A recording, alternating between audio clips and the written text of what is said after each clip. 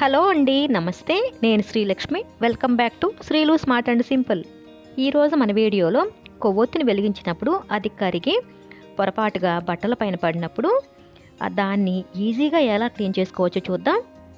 ఈ మైనం మరకలు అనేవి బట్టలకి అంటుకుని మనం ఎన్ని విధాలుగా ట్రై చేసినా పోవన్నమాట. కానీ మనం ఇక్కడ ఒక సింపుల్ ట్రిక్ అండి. ఆ ట్రిక్ని కనుక ఫాలో అయ్యామంటే చాలా ఈజీగా మనం ఒక 5 నిమిషాల్లో క్లీన్ చేసుకోవచ్చు.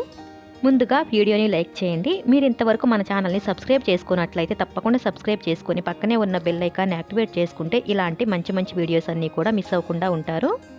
ఇప్పుడు ఇంకా వీడియోలోకి వచ్చేసినట్లయితే చూడండి, ఇలా క్యాండిల్ మరకలు పడినప్పుడు చూడండి నేను గోరుతో గీరాను. అలా ఎలా ట్రై చేసినా సరే ఆ డ్రాప్స్ అనేవి పోవండి, మచ్చలు మచ్చలుగా అలా కనిపిస్తూనే ఉంటుంది. మనమైతే ఈ టిప్తో చాలా ఈజీగా క్లీన్ చేసుకుందాం.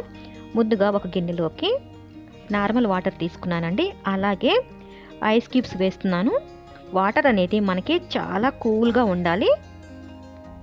ఇలా ఐస్ క్యూబ్స్ అయినా పర్వాలేదండి, లేదంటే ఫ్రిడ్జర్లో పెట్టి బాగా చల్లటి నీళ్ళు తీసుకోండి. ఈ నీళ్ళల్లో ఇప్పుడు కొవ్వొత్తి మరకలు పడిన ఈ క్లాత్ని 5 నుండి 10 నిమిషాల పాటు నానబెట్టాలి.